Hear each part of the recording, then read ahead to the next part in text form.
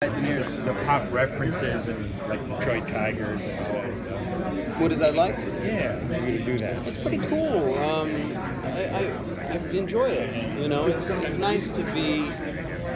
In a way, it's a spokesperson to humanity because we are on Krypton, and it's kind of a way to be a part of pop culture as well. So I dig it. Yeah.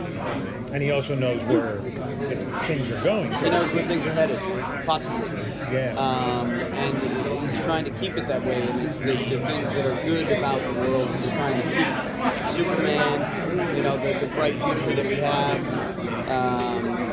And you know, at the end of the season we see, and Adam is horrified to see that he's quite possibly failed in that mission. And Superman is no more, and the world is a dire place, and Detroit's been bottled. And Krypton, he doesn't know what's happened to Krypton, but he can speculate because there's a huge statue of Zod in Detroit, which is terrifying, because Adam knows what Zod is capable of.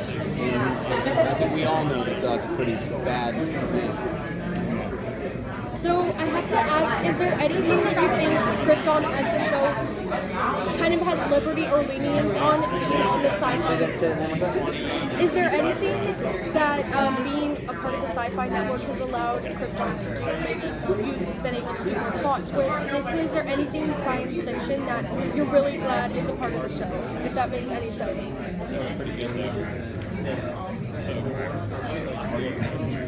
I'll say this, and I don't know if this is really answering the question. We can go off on a tangent too, that's fine.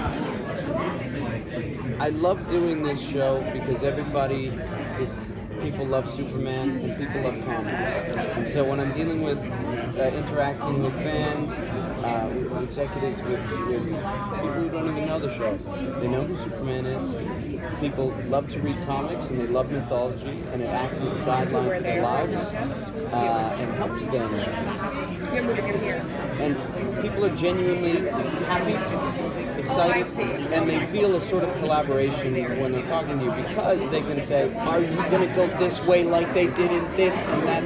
You know, they have some tie in their life to that. And I dig that. It's different if you're doing a show that doesn't have this mythology with it. They don't have the same tie to it. They don't have this collaborative feeling. They're like, oh, what's going on? What are you guys going to do? And that's kind of where they go.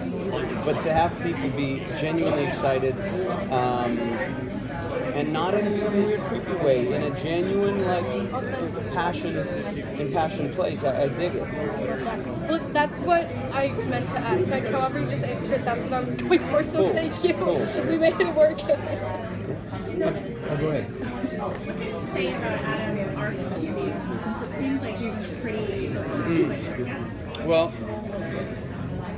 we're going to be dealing with going further into Adam's journey, into the mythology of Adam, and we're going to see him start to become the Adam Strange that people are familiar with in comics. But the main thing that I'll say is that the ideas that he has for who he wants to become, he will be going through sort of a death and rebirth of those things, which is kind of a through line for any piece of mythology, really, is death and rebirth, right?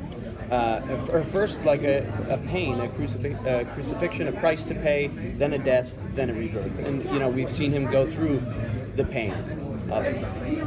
And then he's going to have to go through the rebirth to build again, right? If you have a city that's wrecked, you have to clean the slate. If they want to build a new building, they don't leave the old one there that's rotting.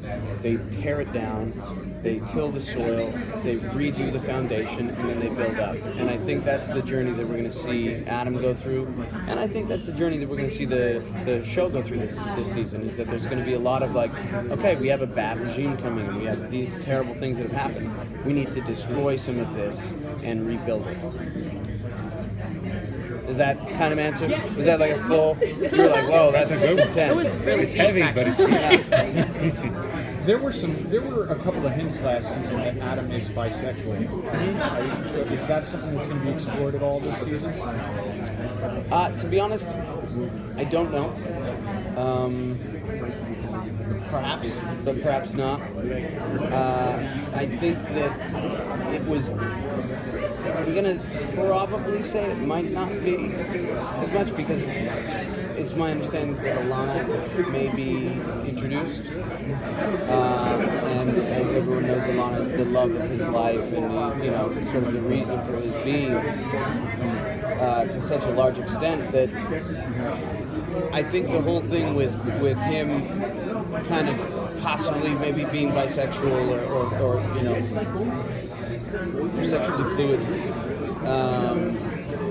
for me was kind of a little bit of an ode to James Dean in the sense of why live your life tied with one hand behind your back. If you want to do something, you go ahead and you do it, and that's fine. And it's, so that's kind of where I approached that from, and where I spoke with Cam and some of the writers. We just went that route with it and said, okay, I'm down with that. I'm down with shaking the universe a little bit. I'm down with causing a little bit of what's the word? Ruffling people's feathers, I suppose, with it, And I think that's an important thing that we do in entertainment, is we ruffle some feathers, so that people go, oh, that's, okay, I'm used to that idea, it's not so bad. It's not this, now it's not a fucking elephant anymore, So, yeah, I dig it. Maybe we will, maybe we won't. I don't know. What was the reaction like? Mainly really positive. I got the majority, I would say probably like 60-70% were like, that's that's really awesome.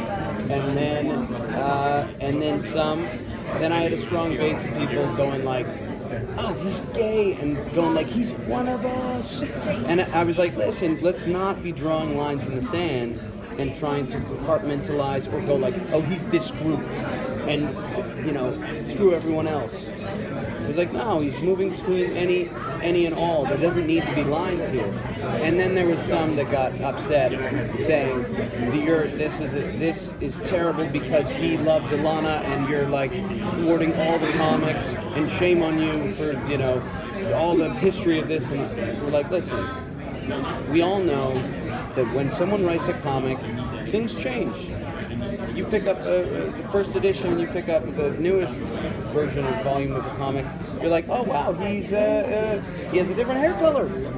He has a different, they change and they move with the times, and I think that's what we're doing.